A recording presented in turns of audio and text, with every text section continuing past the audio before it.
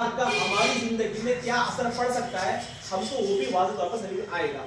पहली बात यह है कि ज़हनों में सवाल यह है कि आखिर ये एसआईआर क्या है, ये एसआईआर इलेक्शन कमीशन क्यों लेकर आया है, क्या एसआईआर भारत में पहली मर्तबा हो रहा है।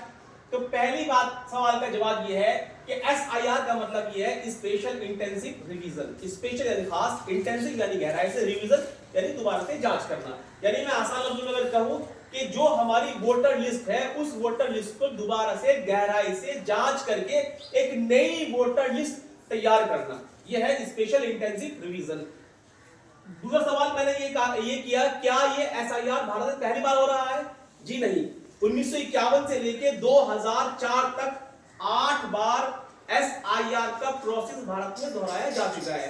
यानी 8 बार ऐसा हो चुका है कि वोटिंग लिस्ट जो है रिवाइज की गई है, भले ही उसका नाम एसआईआर दिया गया हो या ना दिया गया हो। इसमें भी अगर हम फॉर्म में देखेंगे तो यहाँ पे हेडिंग लिखी हुई है, पिछले एसआईआर की मतदाता सूची में मतदान का विवरण, यानी पहले भी एसआईआर हुआ है। ऐसे यहाँ देखिए पिछले कॉलम में दिए गए संबंधी का विवरण पिछले एसआईआर के मुताबिक, यानी पहले वोटिंग लिस्ट रिवाइज की गई थी उसके मुताबिक। तो इसका मतलब ये हुआ कि पहली बार नहीं हो रहा है। अगर ये पहली बार नहीं हो रहा है तो इस बार हाय हल्ला क्यों, इस बार इतना क्योस क्यों, इतना कंफ्यूजन क्यों? उसकी बहुत सारी वजूहात हैं। एक तो जो पॉलिटिकल सिनेरियो है, वो पॉलिटिकल सिनेरियो बहुत सारे शक और शुबहात हमारे जहनों के अंदर पैदा करता है। दूसरी वजह यह है जिस तरीके से एसआईआर आया है, जिस तरीके से उसकी जिम्मेदारियां अंजाम देनी है, जिस तरीके से उसका प्रोसेस है, जिस तरीके से डॉक्यूमेंट्स उसमें जरूरत पड़ने पर मांगे गए हैं, वो प्रोसेस भारत की एक कम पढ़ी लिखी जनता के लिए मुश्किल प्रोसेस है। जो 11 दस्तावेज इलेक्शन कमीशन ने बताए हैं कि अगर हमें जरूरत पड़ी तो हाँ हम मांग सकते हैं, भारत की बहुत कम जनसंख्या, मुश्किल से 1% या 2% जनसंख्या ऐसी होगी जिनके पास वो 11 दस्तावेज मौजूद होंगे, और बड़ी अक्सर ऐसी है जिसके पास में 11 में से हो सकता है कि 2 डॉक्यूमेंट भी सही तरीके से मौजूद ना हो। उन 11 डॉक्यूमेंट में से जो आने वाले वक्त में मांगे जा सकते हैं, अभी मांगे नहीं जा रहे, उनमें से हमारा जो है पासपोर्ट है, 10वीं क्लास की मार्कशीट है, हमारा मूल निवास प्रमाण पत्र है, हमारा जाति प्रमाण पत्र है, या सरकार ने किसी को अगर जमीन दी है उस जमीन के कागजात है। इस तरीके से 11 दस्तावेज हैं। उसमें अभी आधार कार्ड शामिल नहीं है।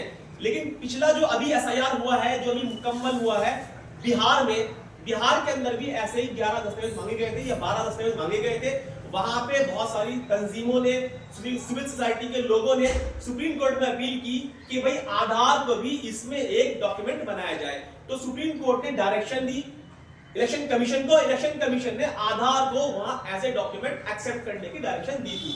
तो लिहाजा भले ही अभी यहाँ पे आधार कार्ड को इन 11 डॉक्यूमेंट शामिल नहीं किया गया हो या 12 डॉक्यूमेंट शामिल नहीं किया गया हो, उम्मीद है कि आने वाले वक्त में कर लिया जाएगा।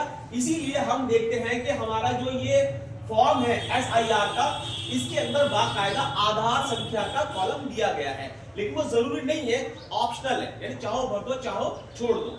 लेकिन आधार कार्ड की अहमियत को ध्यान में रखते हुए, या जो बिहार में एसआईआर हुआ है उसको ध्यान में रखते हुए हम अपना आधार संख्या इसमें जरूर भरेंगे। एक दूसरी बात यह है कि इसका मकसद क्या है? इसका मकसद एसआईआर का यह है कि जैसे मैंने स्टार्टिंग में कहा था कि दोबारा से जो वोटर लिस्ट है उसकी जांच करना।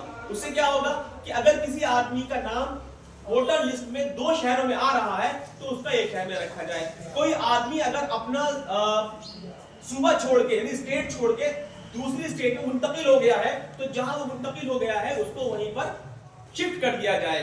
या कोई मर गया है, दुनिया से चला गया है, तो उसका नाम वोटर लिस्ट से काट दिया जाए, या जो नए लोग हैं उनका नाम वोटर लिस्ट में जोड़ दिया जाए।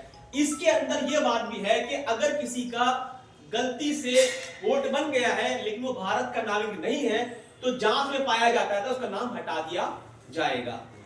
इसमें एक और पॉइंट है जो लोगों में क्योस पैदा कर रहा है, जो परेशानी पैदा कर रहा है, वो ये कि इस बार इलेक्शन कमीशन ने बीएलओ को ये पावर दी है कि बीएलओ अगर किसी फॉर्म के बारे में, किसी व्यक्ति के बारे में ये महसूस करते हैं ये संदिग्ध है, डाउटफुल है, या इसके बारे में शक है, तो वो उसके बारे में अपनी डाउटफुल होने की रिपोर्ट ईआरओ, यानी उनके ऊपर जो ऑफिसर है ईआरओ को दे सकते हैं। ईआरओ उसके बारे में तहकीक करेगा, अगर ईआरओ को लगता है कि ये मिस्टेक है तो वो उसको चेंज करके यानी उसको रिवाइज कर देगा।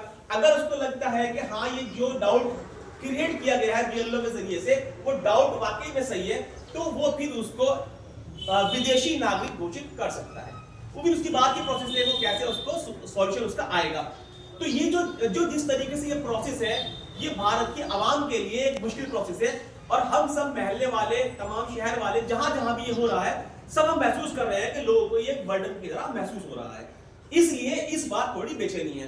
पहले इतने फोटो वगैरह भी नहीं थे, पहचान पत्र वगैरह भी नहीं थे, तो बीएलओस आते थे, उनके मुताबिक ये काम अंजाम कर लिया जाता था। एक और पहलू जो इस एसआईआर को गुज़िश्ता एसआईआर से मुख्तलिफ बनाता है वो ये कि ये वाला जो एसआईआर होगा, इसके लिए इलेक्शन कमीशन ने 2003 की वोटर लिस्ट को बुनियाद बनाया है। बुनियाद आप समझते हैं, यानी जैसे हम घर बनाते हैं तो पहले उसकी बुनियाद रखते हैं, उन बुनियादों पर ही घर की दीवारें खड़ी होती हैं। जितना बड़ी बुनियाद उतना ही बड़ा घर, जितनी छोटी बुनियाद उतना ही छोटा घर। तो इसका मतलब ये हुआ 2003 की वोटर लिस्ट को अगर बुनियाद बनाया गया है, तो अब जो नया एसआईआर होगा, जितने लोग उसमें आएंगे, उनका ताल्लुक 2003 की वोटर लिस्ट से जाहिर होना लाजमी है।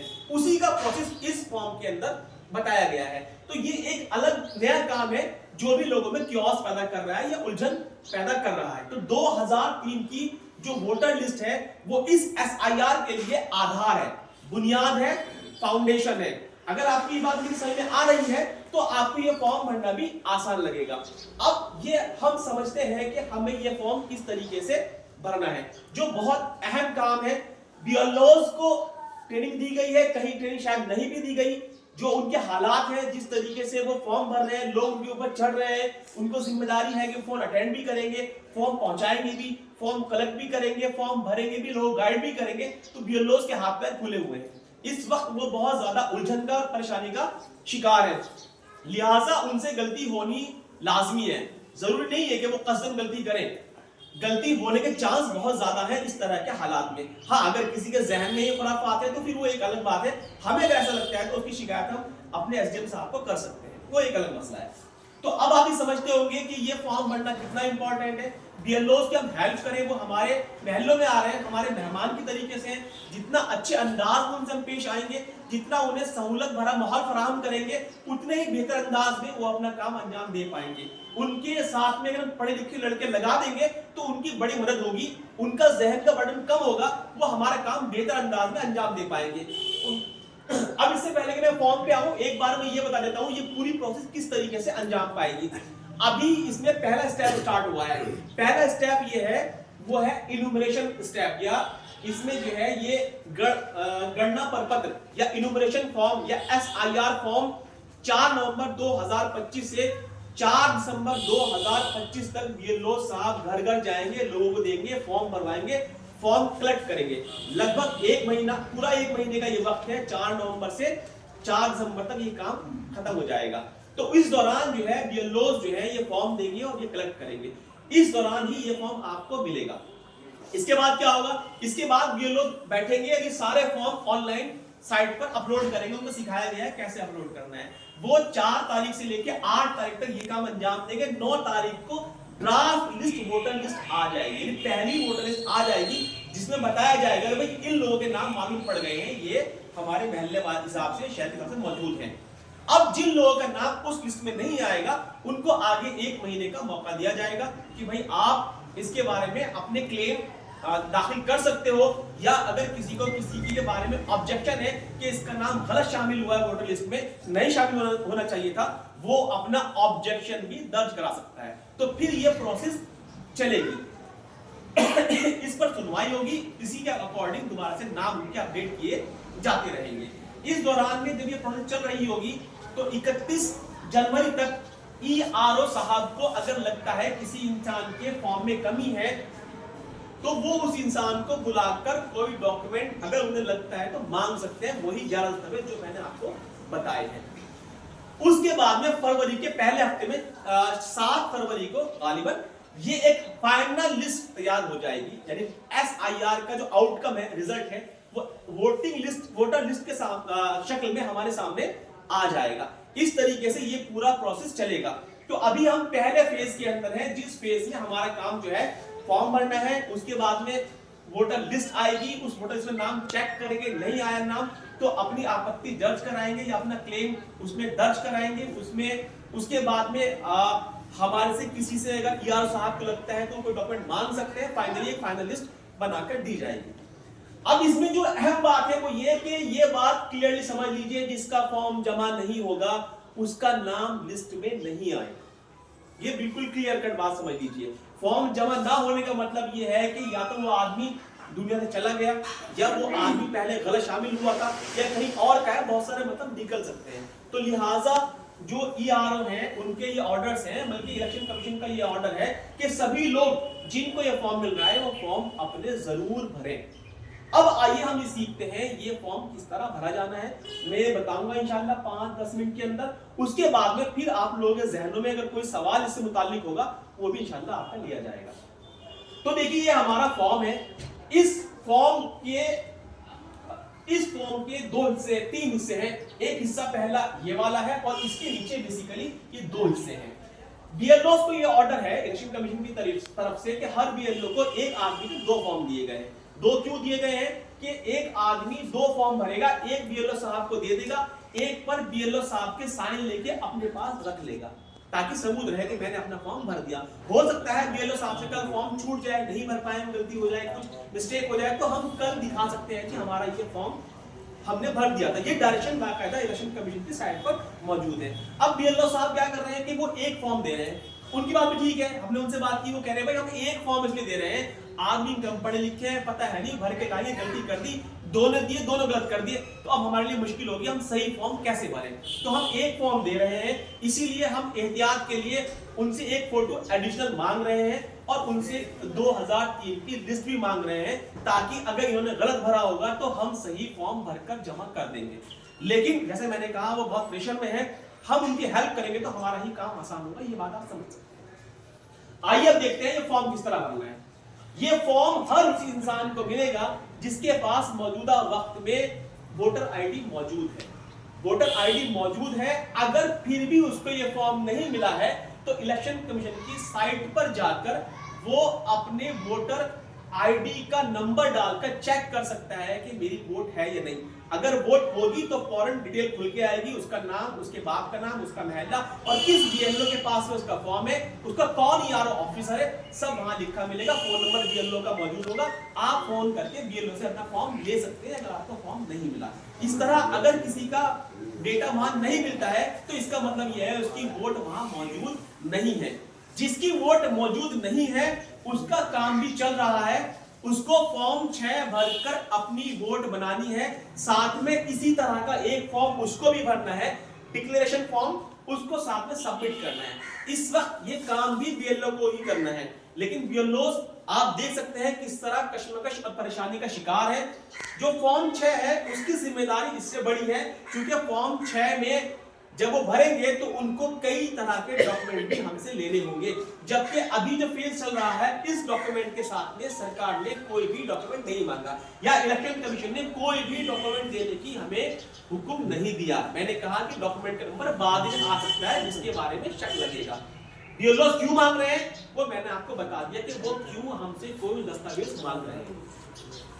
तो फॉर्म 6 अगर फॉर्म 6 बीएलओ नहीं भर पा रहे हैं, परेशान है, टाइम नहीं है, तो फॉर्म 6 ऑनलाइन भी हम भर सकते हैं। वो भी इलेक्शन कमीशन की साइट पे ऑनलाइन फॉर्म भरने का ऑप्शन मौजूद है। उसमें जितनी ज्यादा अपनी आप आईडी लगाओगे, मिसाल के तौर पे आधार कार्ड, मिसाल के तौर पे घर का बिजली का बिल, मिसाल के तौर पे अम्मी अब्बू की जो हमारी वोटर आईडी होगी वो आप लगाएंगे, तो जितना बेहतर उसे आप भरेंगे उतना ही चांस आपका यह है कि वो एक्सेप्ट की जाएगी और आपका नाम वोटर लिस्ट में जुड़ जाएगा। आइए मैं फाइनली इस पे आता हूं कि ये फॉर्म में कैसे भरना है। फॉर्म भरने से पहले आपको ये बात समझ में आ गई होगी कि ये फॉर्म हम मुकम्मल नहीं कर सकते जब तक कि हमारे पास 2003 की लिस्ट मौजूद ना हो। तो पहले 2003 की लिस्ट हमें अपने महल्ले की ढूंढनी है जिसमें हमारा नाम मौजूद होगा। इस फॉर्म पे ये फॉर्म जिसको मिलेगा उस पे यहाँ उसका फोटो चिपका रहेगा, उसका नाम छपा ही रहेगा यहाँ पर, उसकी वोटर आईडी का नंबर यहाँ छपा रहेगा। वोटर आईडी नंबर क्या होता है? उसको EPIC नंबर बोलते हैं।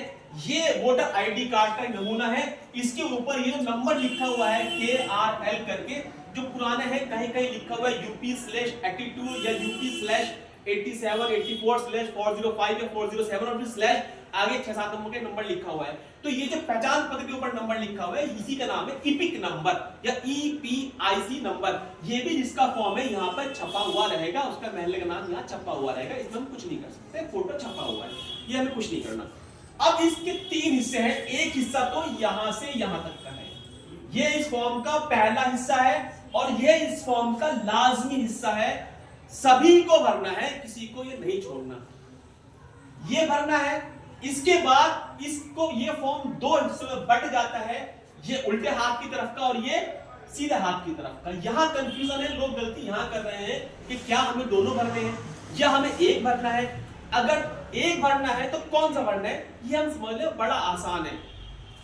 देखिए मैंने कहा ये तो हम लाजमी भरेंगे, क्या भरेंगे उसकी बात करते हैं। अब इन दोनों में से कोई एक भरना है तो कौन सा भरना है। जिस आदमी का ये फॉर्म भरा जा रहा है, मान लेते हैं ये फॉर्म मेरा भरा जा रहा है, मेरा नाम मोहम्मद जिया है, मेरा फोटो यहां पर छपा हुआ है। अगर मेरा नाम 2003 की वोटर लिस्ट में मौजूद है तो मैं ये वाला कॉलम भरूंगा, उल्टे हाथ वाला कॉलम। अगर मेरा नाम 2003 की वोटर लिस्ट में मौजूद नहीं है तो मैं सीधे हाथ वाला कॉलम भरूंगा, उल्टे हाथ वाला छोड़ दूंगा, दोनों नहीं भरूंगा। मेरा नाम मोहम्मद जिया का 2003 की वोटर लिस्ट में मौजूद है तो मैं उल्टे हाथ वाला भरूंगा, सीधे हाथ वाला खाली छोड़ दूंगा।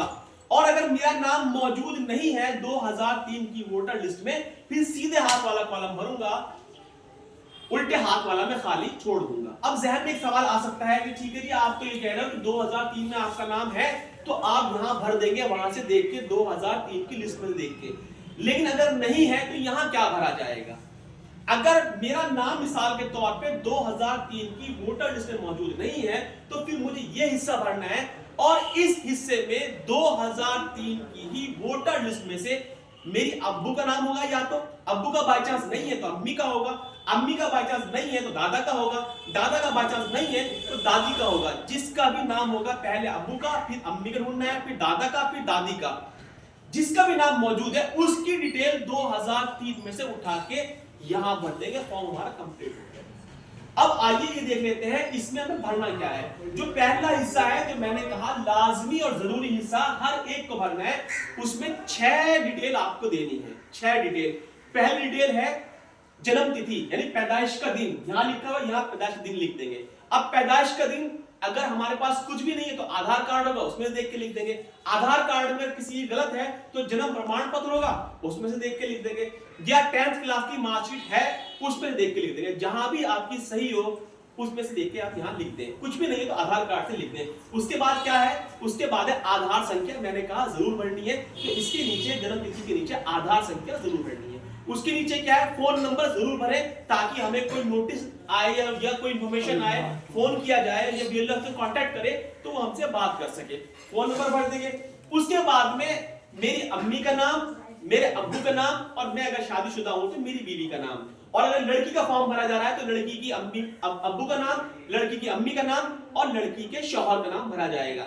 लेकिन अगर जो है मेरे अब्बू की, मेरी अम्मी की और मेरी बीवी की वोटर आईडी है तो वोटर आईडी के नीचे, नाम के नीचे वोटर आईडी की संख्या भी लिखी जाएगी। यानी अब्बू का नाम लिखा जाएगा, यहाँ पे मेरे अब्बू की वोटर आईडी संख्या लिखी जाएगी इसके नीचे, फिर अम्मी का नाम लिखा जाएगा, उसके नीचे अम्मी की वोटर आईडी संख्या लिखी जाएगी, फिर ऐसे बीवी का नाम, उसके नीचे बीवी की वोटर आईडी संख्या लिखी जाएगी। वोटर आईडी संख्या जैसे मैंने बताया यहाँ पे लिखी आपको मिल जाएगी।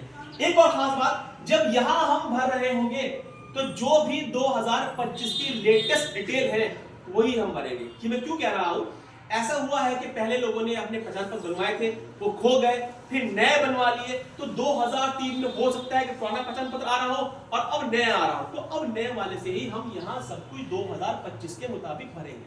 ये बात समझ में आ गई? आइए हम देखते हैं कि अगर मेरा नाम 2003 की लिस्ट में मौजूद है तो ये कॉलम कैसे भरेंगे। बहुत आसान है, लेकिन उसके लिए हमें 2003 की वोटर लिस्ट चाहिए अपने महल्ले की, और नाम ढूंढ लिया। नाम मान लेते हैं मैंने ढूंढ लिया, मेरा नाम जो है 580 नंबर पे लिखा हुआ है। ये जो है यहाँ पे ये नंबर है, यानी कि मैं खोलूंगा वोटर लिस्ट तो 1 2 3 4 5 6 7 8 ऐसे मेरा 580 नंबर पे आ रहा है। इसको बोलते हैं क्रम संख्या या सीरियल नंबर। तो सीरियल नंबर है 580 नंबर है, मेरा नाम है और मेरा नाम ये मेरा क्या है, मकान नंबर में 208 है। मेरा नाम यहाँ पे आ रहा है जिया, यहाँ से उठा के मैंने यहाँ पे अपना नाम जिया लिख दिया। हो सकता है कि मेरी स्पेलिंग वहां मिस्टेक हो, कोई बात नहीं, मैं उठा के यहाँ पर लिख दूंगा उसको। उसके नाम के सामने फिर लिखा हुआ मेरा, इससे क्या यानी यहाँ पे लिखा हुआ है संबंध, यानी ये लिखा हुआ मेरा नाम 280 पे 580 पे और 580 के सामने लिखा हुआ है एक और आदमी का नाम, संबंधी का नाम। किसका नाम लिखा हुआ है, संबंधी का नाम, यानी मेरे संबंधी का नाम। तो मेरे संबंधी से अब क्या ताल्लुक है इनका, तो यहाँ लिखा होगा पै या पी या माँ। पै मतलब पति, पी मतलब पिता और माँ मतलब माता। तो मैंने लिखा अपना नाम 580 पे उठा के, यहाँ पे मैंने सामने लिखा मेरे अब्बू का नाम मोहम्मद अकबर और मेरे क्या है वो पिता है। तो मैंने वहां से उठा के यहाँ पे नाम लिख दिया अपना मोहम्मद जिया। और ये मेरा क्या है, यहाँ पे मेरे नाम के सामने वोटर आईडी मेरी आ रही होगी। अगर मेरा चेंज नहीं हुआ तो जो मेरा तब था वही मेरा अब होगा। हो सकता है कि वहां पुराना हो, अगर वहां पुराना है तो पुराना ही डालेंगे। कहाँ पे मेरा नाम, वहीं से मेरे नाम के नीचे जो वोटर आईडी आ रही है संख्या, मेरे नाम के नीचे डाल देंगे। उसके बाद क्या है, संबंधी का नाम कहां से मिलेगा, वही लिखा संबंधी का नाम मेरे नाम के सामने क्या है, मोहम्मद अकबर। तो मेरे क्या लगता है वो पिता, तो संबंधी का नाम मोहम्मद अकबर, संबंध क्या है उनसे, मेरे वालिद है, पिता है मेरे। भर दिया आपने। उसकी बात तो आसान है, जिला मुजफ्फरनगर, राज्य उत्तर प्रदेश, विधानसभा खतौली। लेकिन इसके बाद 3 नंबर बहुत अहम है। पहला क्या है, विधानसभा क्षेत्र संख्या। वो कहां से मिलेगी, वोटर आईडी पे उल्टे हाथ पर टॉप पे लिखी हुई है 389 389। तो 389 यहां से उठा के मैं इस पहले में लिख दूंगा। उसके बाद क्या है, भाग संख्या कहां से मिलेगी, 2003 से। ये लिखी होगी सीधे हाथ पे ऊपर की तरफ 211 उठाऊंगा, बीच वाले में लिख दूंगा। अब क्या लिखा हुआ है, क्रम संख्या मेरा कहां रहा था, 580। तो मैं यहां से 580 यहां लिख दूंगा। जैसे ही मैंने लिखा तो मेरी डिटेल 2025 की 2003 के डेटा से लिंक हो गई। बात समझ में आई आपको? तो मेरा काम मुकम्मल हो गया। मुझे क्या करना है, मुझे इस पे यहां अपने साइन करने हैं, तारीख लिखनी है और अपना फोटो चिपकाना है। इसकी फोटो कॉपी करा लूंगा, फिर ऑरिजिनल दे दूंगा बीएलओ साहब को और फोटो कॉपी पर बीएलओ साहब के साइन और डेट लिखवा के अपने पास रख लूंगा। ठीक, अगर मेरा नाम बाई चांस 2003 की वोटर लिस्ट में मौजूद नहीं है तो अब मैं किसका ढूंढूंगा वहां पे, कौन, सिर्फ 4, मेरे अब्बू नहीं तो अम्मी नहीं दादा नहीं तो दादी, और अगर कोई भी नहीं है तो फिर मुझे ये खाली छोड़ना पड़ेगा। ये 4 नाम मुझे कहां से मालूम पड़े, भाई नाना नानी की लिस्ट आई है जिसमें 4 नाम मुझे कैसे मालूम पड़ी, ये 4 नाम मैंने ये फॉर्म भरा ऑनलाइन, तो वहां 4 नाम का ही लिखा हुआ सामने आया कि अगर आपका नाम 2003 में नहीं है तो आपके पिता या आपकी माता या आपके दादा या आपकी दादी का नाम जिसका हो सकता है। जैसा आप भाई कह रहे हैं लेटेस्ट कोई नोटिफिकेशन अगर आई होगी, मतलब मैं कंफर्म नहीं हूं, अगर लेटेस्ट नोटिफिकेशन में नाना या नानी का नाम भी उन्होंने कबूल कर लिया है तो उनकी भी हम भर सकते हैं। ठीक है, वाली बात 4 का मुझे कंफर्म है, मैं इसलिए बोल रहा हूँ, नाना नानी का मुझे कंफर्म नहीं है। हालांकि उसूल के लिहाज से बनता है, जैसे दादा दादी वैसे नाना नानी। ठीक है, तो अब मैं ढूंढूंगा मेरे अब्बू का नाम, मुझे मिल गया मेरे अब्बू का नाम। मेरे अब्बू का नाम मिसाल मोहम्मद अकबर है, ये लिखा हुआ है 577 नंबर पे। तो मैंने यहां से उठाया अपने अब्बू का नाम। हो सकता है कि स्पेलिंग में कुछ आगे की मिस्टेक हो, मैं लिख दूंगा ऐसे के ऐसे ही लिख दिया मैंने। अब अगर मेरे अब्बू के नाम के सामने मेरी वोटर आईडी, लेकिन यहाँ तो आई नहीं रही, अगर यहाँ पे नहीं आ रही तो मैं यहाँ इसके नीचे खाली छोड़ दूंगा। अगला क्या है, संबंधी का नाम यही लिखा होगा, इसी लिस्ट में ऊपर नीचे यहाँ आया। संबंधी नाम क्या है, उनका नाम है अलीमुद्दीन। तो अलीमुद्दीन मैंने यहाँ लिख दिया। अब यहाँ किसका नाम है, मेरे अब्बू का। अलीमुद्दीन कौन है, मेरे दादा। संबंधी क्या हुए, पिता। क्योंकि मेरा संबंध नहीं बताना, मेरे अब्बू का उनके अब्बू से संबंध बताना है। ठीक है ना, तो पिता वो भी यही लिखा मिल जाएगा मुझे, पी यानी पिता। अगला क्या है, फिर जिला मुजफ्फरनगर, राज्य उत्तर प्रदेश, विधानसभा खतौली। वही 3 नंबर जो मैंने कहा। विधानसभा नंबर मुझे कहां से मिलेगा, लेफ्ट हैंड टॉप से मिलेगा। भाग संख्या मुझे राइट हैंड टॉप से मिलेगी, यहां से उठा के और यहां लिख दूंगा। क्रम संख्या मेरी क्या थी, 577, जो भी मेरा है वो यहां डाल दूंगा। इसका मतलब अब इस आदमी का 2003 की वोटर लिस्ट से लिंक बन गया, इसके अब्बू से या इसकी अम्मी से या दादा से दादी से। अगर अपडेट हो गया है तो नाना नानी भी शामिल उसके अंदर हो गए। फिर क्या करना है, साइन करना है। अगर साइन नहीं कर सकता तो उल्टे हाथ का अंगूठा लगाना है, डेट डालनी है, फोटो लगा के फोटोकॉपी करानी है, ऑरिजिनल दे देना बीएलओ साहब को और फोटोकॉपी पर साइन लेके रख लेना। ठीक। एक और बात इसमें ये, अगर कोई ये फॉर्म ऑनलाइन भरना चाहे तो ऑनलाइन भी ये फॉर्म भर सकता है इलेक्शन कमीशन की साइट पे जाके। उसके लिए शर्त यह है कि आपके आधार की और आपकी वोटर लिस्ट की डिटेल आपस में मैच करनी चाहिए, क्योंकि ओटीपी वरना नहीं आएगा। अगर आप भर सकते हैं तो ऑनलाइन भरते हैं, दो काम आपके आसानी से हो जाएंगे। नहीं आप मुतमईन हो जाएंगे मैंने अपना काम मुकम्मल तरीके से फाइनल कर लिया। अब तक जो बातें मैंने बताई हैं उसमें कुछ समझ में नहीं आया तो मालूम कर लो। एक और डाउट जो अक्सर लोगों के जहनों में आ रहा है वो ये कि जो बहुएं अभी हाल फिलहाल में हमारे यहाँ आई हैं उनका क्या होगा।